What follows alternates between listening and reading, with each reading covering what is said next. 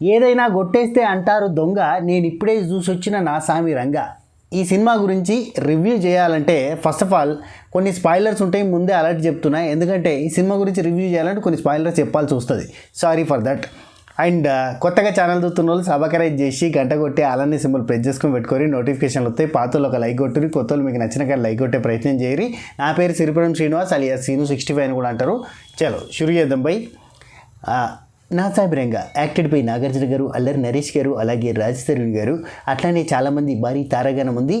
హీరోయిన్లు అయితే 3-4 హీరోయిన్లు ఉన్నారు. సో అవన్నీ పక్కన పెడితే సినిమా గురించి చెప్పాలంటే ఇది సినిమా కాదు, క్రింజ్. ఏ రేంజ్ క్రింజ్ అంటే సినిమా ఓపెనింగ్ షాట్లనే మనకి అరే ఎట్లా కనెక్ట్ అయ్యారు వీళ్ళు, ఎందుకు కనెక్ట్ అయ్యారు వీళ్ళు అని కొన్ని డౌట్లు వస్తూ ఉంటాయి. అంటే ఓపెనింగ్ షాట్లనే ఒక పిల్లగాడు ఉరికొస్తూ ఉంటాడు, మనకు ఓన్లీ కాళ్ళు చూపిస్తారు, బురదల కాలు ఎత్తాడు, ఓ గుడిసె ముందు వచ్చి నిలబడంగానే లోపల ఉన్న అమ్మ కాళ్ళు చూసి కాళ్ళు కడుక్కొని రాపోరా అన్నం పెడతా అని చెప్పంగానే ఆ పిల్లగాడు పోయి కాళ్ళు కడుక్కొని వచ్చి అన్నం తినడానికి కూర్చుంటాడు. అప్పుడు ఫేస్ చూసి వాళ్ళమ్మ ఒరే నువ్వే పడరా నా కొడుకు కాదు కదా అంటుంది. అనగానే 2 రోజులైందమ్మా తిని ఆకలి అవుతుంది అనగానే అన్నం పెట్టేస్తుంది. అన్నం తింటుంటే అసలు కొడుకు వస్తాడు. అంటే ఈ అమ్మకున్న అసలు కొడుకు వచ్చి కూర్చుంటాడు. నన్ అదర్ దాన్ చోట అంటే బాల్యంలో ఉన్న అల్లరి నరేష్ గారు వస్తారు, వచ్చి కూర్చుంటారు అన్నట్టు. ఈడెవడు అని అంటే ఈయనెవరమ్మా అన్నయ్య, ఈ అన్నయ్య ఎవరు అని అంటాడు. అనగానే అన్నయ్య అన్నావు కదా, ఇగో అన్నయ్య అంటాడు. అయిపోయి అమ్మ. ఇట్లాంటి సీన్లు 190 ఉంటాయి సినిమాలో. మరే ఏంది సరే ఓకే. అక్కడ స్టార్ట్ అయిన క్రింజ్ మనకి ఎట్లయిపోద్ది అంటే ఆ బాల్యంలోనే లవ్ స్టోరీ స్టార్ట్ అవుతుంది. అది ఏజ్లు గడుస్తున్నా కానీ లవ్ కంటిన్యూ అవుతూ ఉంటుంది. హీరోయిన్ చిన్నతనం నుంచి వెళ్ళి హీరో చిన్నతనం నుంచి నాగార్జున గారి చిన్నతనం నుంచి వెళ్ళి లవ్ స్టోరీ కంటిన్యూ అవుతుంది. ఏదో అన్ఎక్స్పెక్టెడ్లీ ఒక సీన్లో ఒక ఊరి పెద్దయ్య వస్తాడు. ఊరి పెద్దయ్య చిన్నప్పుడు వాళ్ళని కాపాడింది కాబట్టి ఊరి పెద్దయ్య కోసం కిష్టయ్య అనే క్యారెక్టర్ అది నాగార్జున గారు కనెక్ట్ అయిపోతారు. అది కంటిన్యూ అవుతూ ఉంటుంది. ఆ పెద్దయ్య కొడుకులకి ఈయన నచ్చడు. ఆ పెద్దయ్య కొడుకులు ఈయన చంపడానికి చూస్తారు. ఆఖరికి వస్తే పెద్దయ్య పుడతాడు. ఏందేందో ఉంటుంది అబ్బా సినిమా అయితే. ఇక లవ్ స్టోరీ అయితే చెప్పరాదు, వశం కాదు. లవ్ స్టోరీ ఎట్లుంటుందంటే పట్నం పోయి చదువుకోనండి, మద్రాసు పోయి చదువుకొని వచ్చిన హీరోయిన్ పెద్దగైనాక వస్తుంది. వచ్చినాక హీరోయిన్ కోరికలు ఏముంటాయంటే నన్ను ఇక నాకు చెప్పడానికి కొంచెం వత్తలేదు కానీ నన్ను అలాంటి సినిమాకి తీసుకుపోవని చెప్తుంది, అడుగుతుంది. నాకు కోరిక అంటుంది. పెళ్ళైన తర్వాత ఏం చేయాలో నాకు తెలవాలంటే నువ్వు ఆ సినిమాకి నన్ను తీసుకుపోవాలంటే ఆ సినిమాకి తీసుకుపోవడం. ఎందుకంటే పెళ్ళి అంటే అదొక లవ్ అన్నట్టు. అది అట్లనే నాకు పొట్టి బట్టలు వేసుకోవాలనిపిస్తుంది అని అంటే పొట్టి బట్టలు తీసుకురా. ఇది ఒక రకమైన ఒక క్రింజ్ లవ్ స్టోరీ. సో ఇది యాక్చువల్లీ మలయాళం బేస్డ్ సినిమా. ఇది మలయాళంలో అది రాసుకున్న పేరు ఆగురి పొరింజు మరియం జోస్ అనే సినిమా నుంచి ఇన్స్పైర్డ్గా తీసిన సినిమా. యాక్చువల్లీ ఇన్స్పైర్డ్ అని కాదు కానీ కాపీ అనుకోరి, లేదంటే ఆ స్టోరీ నుంచి ఈ స్టోరీ రాసుకున్నారు అనుకోరి, మనకు తగ్గట్టుగా మార్చి తీసిరు ఈ సినిమాని. కానీ సేమ్ గడ్డం, సేమ్ గెటప్, సేమ్ బీడీ అన్నీ ఆ సినిమా నుంచి యాజిటీస్గా దించేసారు స్టైల్ అంతా. కానీ ఏంటంటే ఆడ్గా ఉన్నాయి అన్నట్టు. అక్కడ నడతాయేమో కావచ్చు కానీ ఇక్కడ నడవే కదా మన దగ్గర. అవన్నీ ఆడ్ సీన్స్ ఉన్నాయి. ఆ ఆడ్ సీన్స్ని లవ్గా కన్వర్ట్ చేయడానికి ఏంటంటే పెళ్లి చేసుకున్నోడు అంటే నా కాబోయే మొగుడు మాత్రమే ఇలాంటివన్నీ చేయగలుగుతాడు కాబట్టి, ఇలాంటివన్నీ నేను మొగుడితోనే షేర్ చేసుకోగలుగుతావు కాబట్టి నా మొగుడివి నువ్వే, ఇంతకంటే నీకు నా ప్రేమను ఎట్లా చెప్పాలి అంటే ఒక డైలాగ్ తోటి సమాప్తం అనిపిస్తారు అన్నట్టు. అబ్బో 1 కాదు 2 కాదు, ప్రతి దగ్గర ఇట్లాంటివన్నీ గమ్మతి ఉంటాయి. అసలు వశం కాదయ్యా. కొన్ని సీన్స్ రాసిన నేను, అంటే సినిమా చూస్తున్నప్పుడే టకటక నోట్ చేసుకున్నా. యాక్చువల్గా సినిమాలో ఒక పెద్ద ఇష్యూ ఉంటుంది, అంటే ఒక ఇష్యూ ఉంటుంది. ఆ ఇష్యూ చుట్టూ సినిమా తిరుగుతుంది. ఏంటంటే రాజ్ తరుణ్ పక్కూరి ప్రెసిడెంట్ అమ్మాయిని లవ్ చేస్తాడు. వాళ్ళ గోడ దుంకి లోపలికి పోయినందుకు రాజ్ తరుణ్ని పక్కూరి ప్రెసిడెంట్ వల్ల మనుషులు వాళ్ళ తమ్ముడు ప్రక్కూరి ప్రెసిడెంట్ వాళ్ళు మా ఇంటికి కూడా దుంకుతాం అని చెప్పి రాజ్ తరుణ్ని కొట్టడానికి వస్తే అక్కడ సినిమా అంతా కూడా స్టార్ట్ అవుతుంది. అక్కడ అడ్డం నిలబడేది ఈ ఊరి ప్రెసిడెంట్ దగ్గర ఉండే మెయిన్ నమ్మిన బంటు పెద్దయ్య దగ్గర ఉండే చిన్నయ్య ఎవరంటే నా సామి రంగ, అదే నాగార్జున గారు రెడీగా ఉండి కాపు కాల్చి అతన్ని కాపాడాలి అనేది ఉంటుంది అన్నట్టు. చేసిందే పెంట పని. పక్కూరి అమ్మాయిని గెలికితే అది తప్పు. అఫ్కోర్స్ పక్కూరి అమ్మాయిని గెలికిండు, లవ్ చేసిండు అనే దాని మీదకి వెళ్ళి వాళ్ళు రేజ్ అయితే ఇతన్ని ప్రొటెక్ట్ చేయడం అనేది యాక్చువల్లీ రాంగ్ సైడ్ తీసుకున్నట్టు. అక్కడ నుంచి రాంగ్ ట్రాక్లో అవుతుంది. అఫ్కోర్స్ అన్ని సినిమాలలో ఇట్లాంటివి ఉంటాయి అనుకోరి, కాకపోతే చెప్తున్నా రాంగ్ ట్రాక్ సైడు మనం న్యాయం సైడ్ నిలబడ్డట్టు కాదు కదా, రాంగ్ సైడ్ నిలబడ్డట్టు. ఏమన్నా ఒప్పించి గిప్పించి అని ఉందా అంటే తన్నుడు గుద్దురే ఉంటుంది. ఈ ఫస్ట్ ఏది పిల్లవాళ్ళ బాబాయిని పొట్టు దన్నిన తర్వాత ఇచ్చే వార్నింగ్ ఏంటంటే, నా సామి రంగా మీ ఊరి బండ్లు మా ఊరి రోడ్డు ఎక్కితే మా ఊరి మట్టిని మీ ఊరి బండ్లు రోడ్డు ఎక్కినాయంటే తాట తీస్తే సంపి పారేస్తా అని చెప్పి వార్నింగ్ ఇస్తారు. ఈ గ్యాప్లో అల్లరి నరేష్ గారు ఏం చేస్తారు, ఆ ఊరికి సైకిల్ వేసుకొని మంచిగా ఆ ఊరంతా తిరిగేస్తూ ఉంటారు. అంటే ఈ ఊరి బండ్లు ఆ ఊరికి పోవచ్చు కానీ ఆ ఊరి బండ్లు ఈ ఊరికి రావద్దా, వీళ్ళు చేసింది పెంట వాళ్ళని తిట్టుడేంది పోయి అమ్మ గమ్మత్ ఉంటాయి. ఈవెన్ అల్లరి నరేష్ గారికి పెళ్ళైన తర్వాత అంత వీళ్ళు న్యూసెన్స్ అంటే డప్పులు గిప్పులు సౌండ్ పెట్టి మొత్తం డడ్డినకర అని ఎగురుతా అంటే హీరోయిన్ ఫాదర్ రావు రమేష్ ఈ ఊరు ఆయన వచ్చి, రే ఏంద్రా మీరే అనాథ కుటుంబం, మీరు వచ్చి ఈ దీనికి ఈ శుభకార్యానికి బొబ్బ వేస్తారు, చెవులకి రక్తం వచ్చేటట్టు సౌండ్ లేదురా అని అడతారు. అంటే వీళ్ళు న్యూసెన్స్ చేస్తే ఆయన వచ్చి అడిగినందుకు ఆయన కాలర్ పెట్టి ఆయన్నే కొట్టి ఆయన్నే తిట్టి పంపించే కథ ఉంటుంది అన్నట్టు హీరోది. అంటే హీరోని రాంగ్ సైడ్ ప్రొజెక్ట్ చేయడం, అఫ్కోర్స్ ఇది గ్రే షేడ్ అంటాం కానీ ఇది గ్రే షేడ్ కాదు, బ్లాక్ షేడ్ కాదు, ఇది ఒక రకమైన షేడ్. అసలు అంటే న్యాయం సైడ్ నిలబడి న్యాయం సైడ్ కొట్లాడితే ఈ గమ్మత్ ఉండేది కావచ్చు కానీ అట్లా కూడా కాదు. అది ఆ పాయింట్ కూడా మాట్లాడడానికి లేదు కానీ సీన్లన్నీ మనల్ని కన్విన్స్ చేసేటట్టుగా ఉండవు. ఏ సీన్ కూడా కన్విన్స్ చేసేటట్టు ఉండదు. ఆ లవ్ స్టోరీ కన్విన్స్ చేసేటట్టు ఉంది. హీరో హీరోయిన్కి సంబంధించిన లవ్ స్టోరీ క్రింజే ఉంటుంది, మొత్తం అంతా గబ్బు ఉంటుంది. అదంతా నాన్నకిచ్చిన మాట కోసం 10 ఏళ్ళు పెళ్లి చేసుకోకుండా అట్నే ఖాళీగా ఉంటుంది. వీళ్ళు ముసలోళ్ళు గారు 10 ఏళ్ళు అయిన తర్వాత కూడా కొంచెం కూడా ఏమంత చేంజ్ ఉండదు.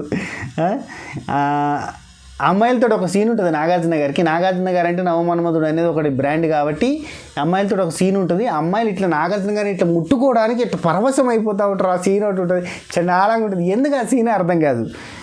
ఇక నాగార్జున గారి అభిమానులు చాలా హట్ అవుతారు అనుకోరు ఇట్లాంటివన్నీ చెప్తాంటే, కానీ మంచిగా అనిపించలేదు అబ్బా. ఏ ఒక సీన్ నాకైతే మంచిగా అనిపించలే. ఇక ఇది ఒక శోభనం కామెడీ సీన్ ఉంటుంది, అది కొంచెం నవ్విరయ్యా థియేటర్లో కొద్దిగా. నాకైతే నవ్వు రాలేదు కానీ అది కొద్దిగా నవ్విరు అన్నట్టు. శోభనాన్ని డిస్టర్బ్ చేస్తూ ఉంటారు నాగార్జున గారికి, అది ఇంకా కొంచెం కనెక్ట్ అవుతారు. అల్లరి నరేష్ గారి శోభనం కామెడీ ఒకటి ఉంటుంది. ఈ బి గ్రేడ్ మూవీకి తీసుకుపోవడం అనేది, పొట్టి బట్టలు అనేది ఈ లవ్ స్టోరీగా నడుతూ ఉంటుంది. మందు తాగే సీన్ ఒకటి ఉంటుంది, మందు గురించి ఒక పాట ఉంటుంది అన్నట్టు. ఆ పాట కొంచెం బాగుంది. అవును, ఈ సినిమా కీరవాణి గారు మ్యూజిక్ చేసిరట, ఎవరైనా నమ్ముతారా అబ్బా? ఒక పాట టైప్లో అంత పెద్దగా ఏం లేదు. ఒక ఎత్తికెళ్ళి పోవాలనిపిస్తుంది పిల్ల, ఎత్తికెళ్ళి పోవాలనిపిస్తుంది, అదొకటి కొంచెం రీజనబుల్గా ఉంటుంది. కానీ మిగతా పాటలు ఏం పెద్దగా ఎక్కాయి, ఏడ కూడా పెద్దగా కిక్ ఇచ్చే అంత మ్యూజిక్ బ్యాక్గ్రౌండ్ అంత అనిపించదు. అండ్ రావు రమేష్ గారు అది ఉరేసుకుంటారు, అది బెదిరించడానికి ఉరేసినట్టు కూడా స్టూల్కి మేకులు చక్కగా ఉండే. ఆయన పెద్ద కోటీశ్వరుడు, అంటే బాగా సౌండ్ పాటే కానీ మిత్తులకి తిప్పేట ఆయన, అంటే వడ్డీలకి తిప్పే వ్యాపారి టైప్లో ఉంటుంది క్యారెక్టరు. అదేందో ఉరేసుకుంటాడు, ఆ స్టూల్ బాగలేక ఉరిపడిపోయి చచ్చిపోతాడు. సైకో విలన్ అని పెట్టిరు. సైకిల్ చైన్ తీస్తే శివ రేంజ్లో ఉంటుందని చెప్పి సైకిల్ చైన్ తెంపే సీన్ ఒకటి పెట్టిర్రు. ఊరికేనే విలన్ హీరో మీదకి సైకిల్ ఇచ్చిరైతే అది మీదకి వెళ్ళిపోతాడు, ఇట్లా పట్టగానే సైకిల్ చైన్ తెగిపోయి ఇట్లా చేతికి వస్తే చుట్టుకుంటాడు. ఎట్లా ఉంటాయి, రకరకాల ఉంటాయి. హీరోయిన్ మందు తాగి ఈ విషయం చెప్పేసి ఇట్లా వెరైటీ ఉంటాయి అబ్బా సీన్లన్నీ. ఇవన్నీ ఏంటంటే మలయాళం సినిమాలు ఉంటాయి అన్నట్టు. హీరోయిన్ మందు వేస్తుంది, బీడీలు తాగుతుంది, అన్నీ చేస్తుంది అన్నట్టు, రచ్చ ఉంటుంది అన్నట్టు. క్రేజీ జాస్, ఇది వైల్డ్ మరియం అని ఆ ట్రైలర్లో అవి ఉంటాయి అన్నట్టు. భాస్కర్తో ఒక సోది లవ్ స్టోరీ ఉంటుంది, ఆఫ్కోర్స్ అంటే జనరల్ లవ్ స్టోరీ. ఏంటది లేపుకెళ్ళిపోవడం అనేది, దానికి మద్దతు ఇస్తూ నిలబడడం అనేది వీళ్ళ సైడ్ వెరైటీ ఉంటుంది అన్నట్టు. ఊరు మధ్యలో పంచాయతీ వస్తే, ఊరి పంచాయతీ ఏం తెలుసా, మా ఊరి అమ్మాయి అంటే మా ప్రెసిడెంట్ గారి కూతుర్ని మీ ఊరోడు లవ్ చేసిండు కాబట్టి మీ ఊరి ప్రభలు మా ఊరికి రావద్దు, అది ఆచారం అట. ఒక ఊరి ప్రభలు ఇంకో ఊరికి పోవడం అనేది ఆచారం అన్నట్టు. అదేందో మరి ఏ ఊరి ప్రభలు ఆ ఊరిలోనే చేస్తారు కానీ ప్రభలు అంటే ఆంధ్ర సైడ్ ప్రభలు అనేవి ఉంటాయి అన్నట్టు. సంక్రాంతి పండగకి, శివరాత్రికి కూడా తీస్తుంటారు, అట్లా రకరకాల ఫెస్టివల్స్కి తీస్తూ ఉంటారు దేవుళ్ళకి సంబంధించినవి. అయితే ఆ ఊరి ప్రభలు ఈ ఊరికి రావడం ఆచారం అట, రానీయమని చెప్పి అడ్డం నిల్చుంటారు. ఏందో ఉంటుంది అబ్బా, వెరైటీగా తీసుకుపోయారు. ఏంది ఆ సినిమాని మనకి యాప్ట్ చేయడానికి ఏదో రుద్ది పారేసారు. ఆ కుర్చీలోని అమ్మాయి అనే ఒక పాట ఉంటుంది. ఆ కుర్చీలోని అమ్మాయి ఈ కుర్చీలోని అబ్బాయి అనే పాట ఉంటుంది. అబ్బా అది పెద్ద సోది పాట లెక్క ఉంటుంది. అడిదిప్పి ఏంటంటే గమ్యం సినిమాలో నరేష్ గారిని చంపేస్తే, అంటే లాస్ట్గా అక్కడ సీన్లో చనిపోతే అది పెద్ద హైలైట్ అయింది కాబట్టి ఈ సినిమాలో కూడా నరేష్ గారిని చంపేయడం అనేది ఒక కాన్సెప్ట్ ఉంటుంది. ఇదేదో కాన్సెప్ట్ని పెట్టుకున్నారు వెరైటీగా. రాజీవ్ కనకాల గారిని ప్రతి సినిమాలో చంపేసినట్టుగా అల్లరి నరేష్ని బాగా ఫ్రెండ్లీగా చూపించి ఫసక్ అనిపిస్తే అది హైప్ వస్తుంది అని చెప్పి మళ్ళీ ఓరయ్యో నా అయ్యో కైండ్ ఆఫ్ సీన్ ఒకటి పెట్టిరు. చనిపోయిన తర్వాత ఆ చావుకు సంబంధించినవి చేయడం ఉంటుంది చూడు, అది ఒకటి పెట్టిరు. అబ్బా అది ఒక అరాచకం. అది ఎందుకు నాకు ఎమోషనల్ కాలేకపోయినా. నేను మామూలుగానే మస్తు ఎమోషనల్ అయిపోతా, కళ్ళెమ్మ నీళ్ళు వస్తాయి, ఎక్కి ఎడతా చిన్న సెంటిమెంట్లకి. అట్లాంటిది ఆ సీన్ అంతా కనెక్టే కాలేదు అసలు, కొద్దిగా కూడా ఏ సీను కనెక్ట్ కాలేదబ్బా నాకైతే. స్టోరీ పరంగా వీక్ అనిపించింది, ఆ స్క్రీన్ ప్లే పరంగా వీక్ అనిపించింది, ఆ సెలెక్ట్ చేసుకున్న ఆ సీన్లలో ఉన్న ఆ కాన్సెప్ట్లన్నీ కూడా ఘోరంగా అనిపించినాయి. ఆ సైకో విలన్ది ఒకటి పెట్టిరు. సైకో విలన్ ఏందో చెప్తా ఉంటాడు. ఆఖరికైతే పెద్దయ్య నాజర్ గారు పెద్దయ్య క్యారెక్టరు ఏందో చిన్న కొడుకు సైకో, ఇక చెప్పరా వశం కాదు. Music average, cinema average. నాకైతే స్టోరీ లీక్ చేసినట్టున్నది కానీ నాకు నచ్చలేదు అబ్బా ఇంత కూడా. యాక్టింగ్ పరంగా అందరూ మంచి యాక్టర్స్ కాబట్టి మంచిగా చేసారు. నరేష్ గారు అద్భుతంగా చేసిరు, రాజ్ తరుణ్ అద్భుతంగా చేసిండు, నాగార్జున గారు అద్భుతంగా చేసిండు.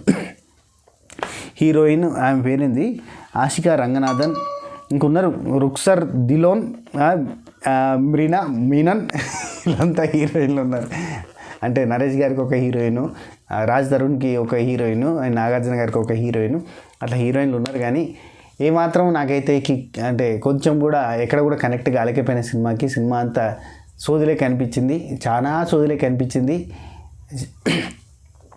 ఇప్పుడు నేను చెప్పిన వాటిలో అంటే ఒకవేళ విపరీతమైన నాగార్జున గారి ఫ్యాన్ అయితే కనుక మీకు ఏమనిపిస్తుంది అంటే నాగార్జున గారు చాలా అందంగా ఉన్నారనిపిస్తుంది. అదొక్కటి మాత్రమే అనిపిస్తుంది. బాగా చూపించారు నాగార్జున గారిని. ఆ ఏజ్ అట్లా అసలు కొంచెం కూడా ఏజ్లా కనిపించకుండా. కానీ నాకేమనిపించిందంటే నాగార్జున గారు ఆయనకి తగ్గ స్టోరీని సెలెక్ట్ చేసుకుంటే బాగుంటుందేమో అనిపించింది. ఈ లవ్ క్లైమాక్స్ ఎట్లా ఎండ్ అయింది తెలుసా, చెప్పరాదు వశం కాదు. నాజర్ గారు పసక్కని పొడిచేస్తారు. అప్పటిదాకా పెద్దయ్య బాగా ట్రస్ట్, నాగార్జున గారు పొడిచేస్తారు. పొడిచేసిన తర్వాత పెద్దయ్యని ఏమనొద్దు అని ఆయన పోయి ఒక పక్కన కూర్చోగానే కట్ చేస్తే కొన్ని సంవత్సరాల తర్వాత ఆయన వస్తుంది. హీరోయిన్ పెళ్లి చేసుకున్నాడు చూపించేస్తారు. కథ అయిపోయింది.